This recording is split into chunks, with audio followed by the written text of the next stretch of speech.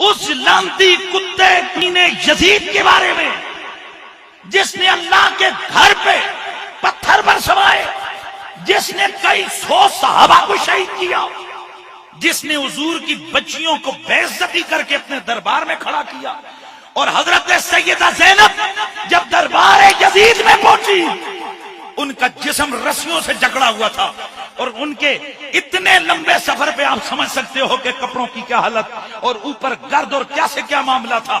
یزید کی بیوی دربار میں آئی تو اس نے جب یہ حالت دیکھی تو کہا یہ کون ہے؟ بتایا گیا فاطمہ کی اولاد کھڑی ہے۔ یزید کی بیوی کانپنے لگی اور اس کے چہرے سے نقاب اتر گیا۔ یزید کانپنے لگا، کہنے لگا چہرہ ڈھانپ، چہرہ ڈھانپ، نقاب کر۔ تڑپ کے کہنے لگی یزید کی بیوی، ارے بدبخت، تجھے میری حیا ہے، حضور کی بچیوں کی حیا نہیں ہے، کہاں کھڑی کی ہوئی ہے؟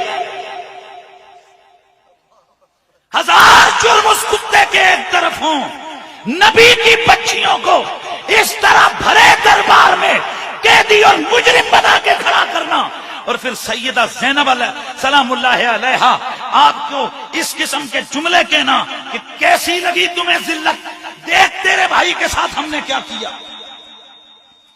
سیدہ زینب نے آگے سے جواب دیا، میں اس تفصیل میں نہیں جا رہا، لیکن اس کمینے نے وہاں بیٹھ کے امام علی مقام کے سر انور پہ چھڑیاں ماری،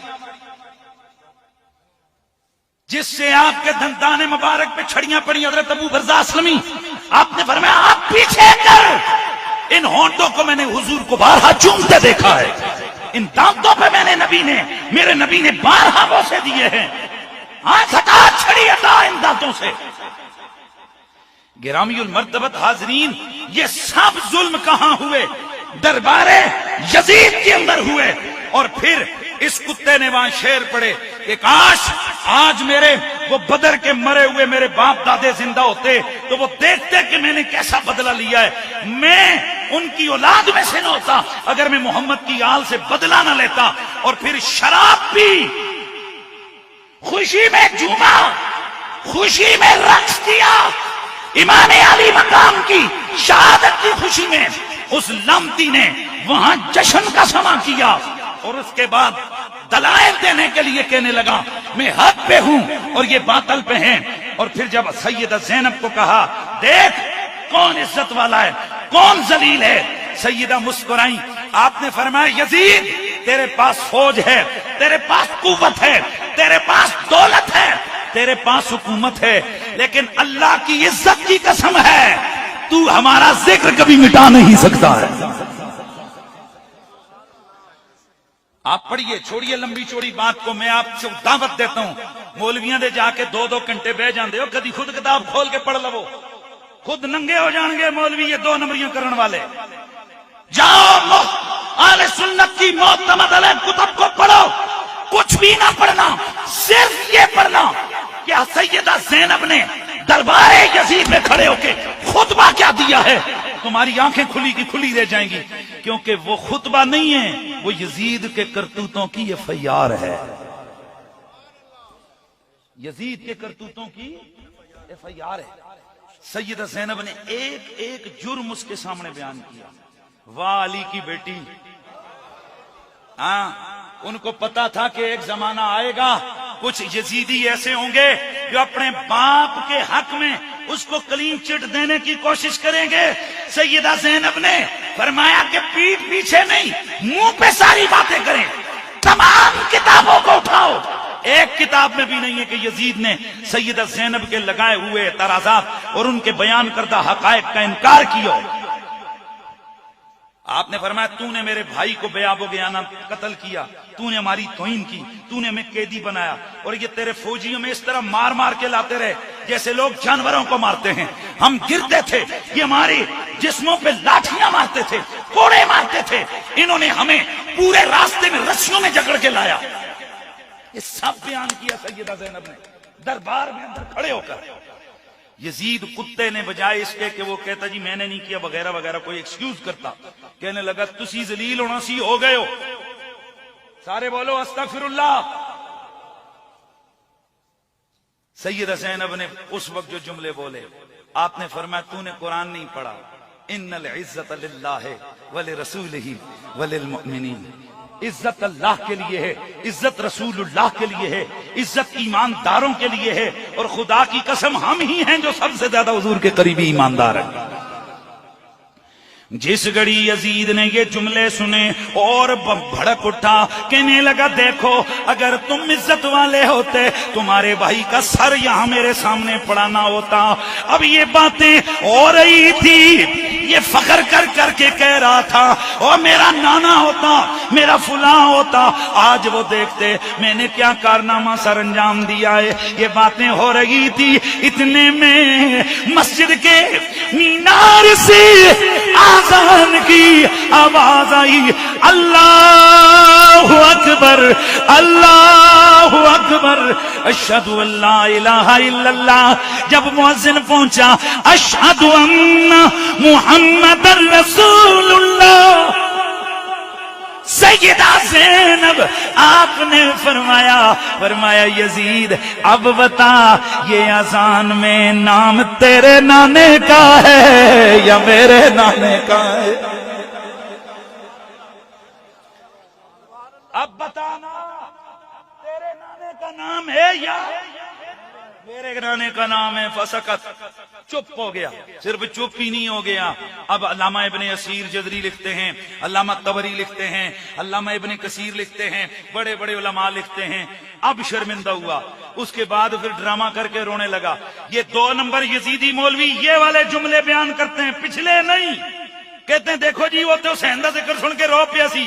نہ، علامہ ابن اسیر اور دیگر علماء لکھتے ہیں رویا حسین پہ نہیں، پچھتایا اس بات پہ جس حکومت کے لیے سب کچھ کیا تھا وہ تو اب میرے پاؤں سے تخت کھسکنے لگ گیا. کیونکہ بڑے دربار میں سیدہ زینب کے خطبے نے آگ لگا کے رکھ دی تھی. حقائق جہاں بولتے ہیں نا تو وہاں آگ، آئے ہائے سبحان اللہ کی آواز ہے، وہاں پر آگ. میرے دوستو یہ یزید لعنتی کمینہ، دھیان ہے، یہ یزید لعنتی کمینہ، میں تو اسے کتا بھی نہ کہوں، میرے کتا گھروں میں کتے کو یزید کہہ کے کبھی نہ بلاؤں، بلکہ میرا کتا ہلکا ہو جائے، میرا کتا پاگل ہو جائے، میں اس کتے پاگل کتے کو بھی کبھی یزید کہہ کے نہ بلاؤں، کیونکہ مجھے یہ ڈر ہے کہ کبھی یہ کتا بارگاہ رب العزت میں قیامت والے دن احتجاج نہ کر لے. ربا سونیا میں کتا ضرور تھا لیکن تیرے نبی کی آل کا قاتل تو نہیں تھا. پورے ذخیرے حدیث میں محدثین کرام نے یزید لعنتی سے ایک روایت بھی نہیں لی. کیوں نہیں لی؟ وہ بڑے سیانے تھے، ان کو پتا تھا کہ اگر اسے روایت لے لیں گے تو یہ سند میں استاد بن جائے گا. بھائی جس سے روایت کی جائے پھر وہ استاد ہوتا ہے نا. تو پھر کئیوں نے پھر یہ والا کیا بولتے ہیں پلی لینی چاہیے. نہیں دیکھیں اتنے بڑے محدثین اس سے روایت کرتے ہیں تو سند کا راوی کا یعنی کہ حدیث کا راوی اسے. حضرت سیدنا احمد بن حنبل رضی اللہ تعالیٰ عنہ سے پوچھا کہ جی یزید سے روایت نہیں لیتے آپ بھڑک کے بات کیسی کی ہے تم نے؟ وہ یزید جیسے کتوں کمینوں سے بھی حدیث لی جا سکتی ہے؟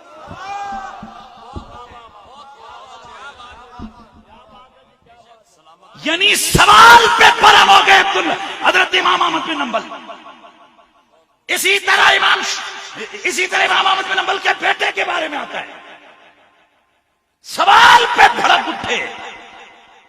آپ نے فرمایا کہ یہ جو تم نے کیا ہے،